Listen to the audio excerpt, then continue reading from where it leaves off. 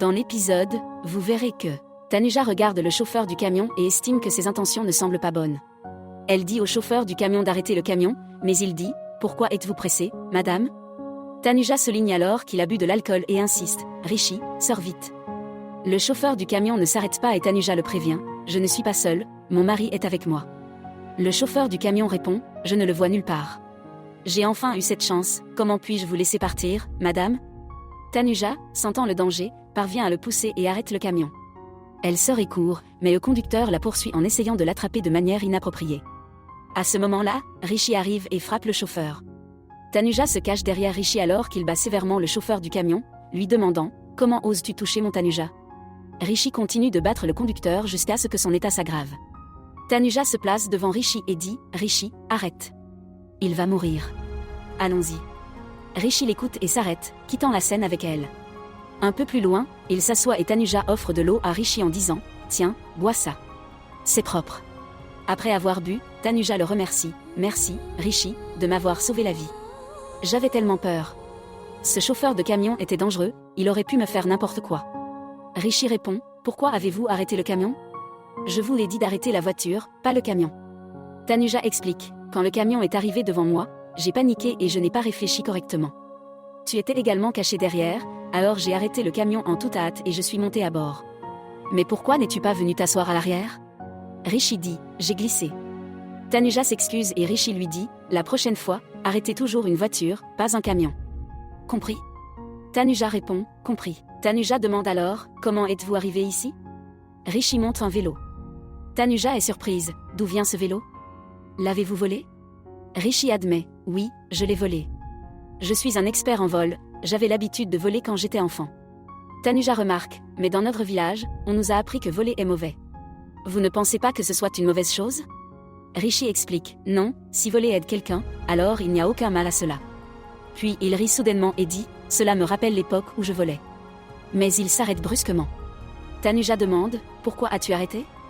Dis-moi. » Rishi dit « Chaque fois que je volais quelque chose, elle me grondait toujours. » Tanuja, curieuse, demande « Est-ce qu'elle t'a grondé comme je le fais ?» Rishi répond « Non, tu te bats avec moi, elle ne l'a pas fait. » Tanuja remarque « Pour la première fois, tu as parlé de Tanu avec moi, et tu as souri en parlant d'elle. Habituellement, tu me grondes quand je parle d'elle. Puisque tu es de bonne humeur, peux-tu m'en dire plus ?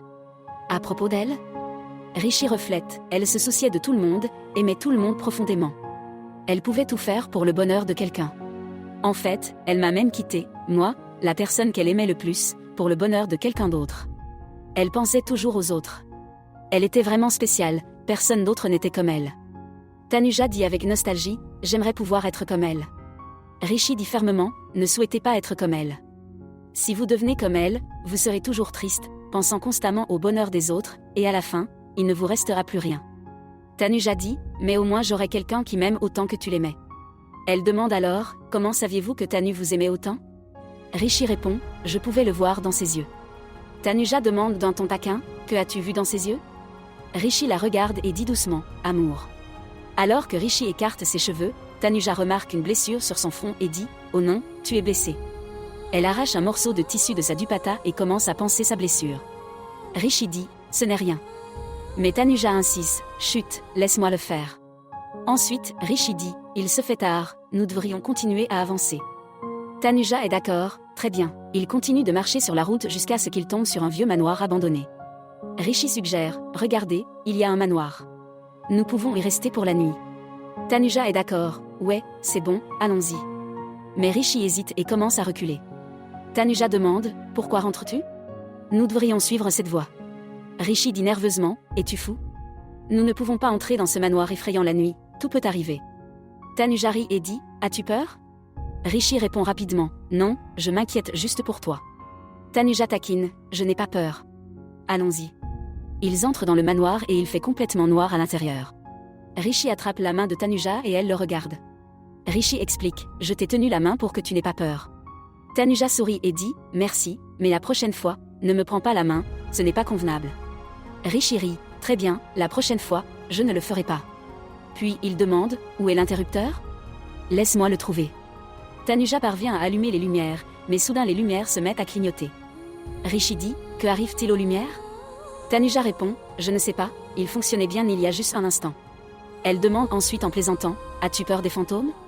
Rishi le nie, mais elle le taquine à nouveau, arrête de mentir. Rishi admet alors, d'accord, très bien, j'ai peur des chauves-souris et des sorcières. Tu es comme une sorcière. Tanuja rit, je suis une sorcière maintenant? Rishi plaisante, ouais, tu es une sorcière. Ils continuent de se taquiner jusqu'à ce que Rishi se heurte accidentellement à une table et qu'ils tombent tous les deux sur un canapé. Il s'excuse, désolé, Tanuja. Elle se lève et commence à partir, mais Rishi dit, ne pars pas.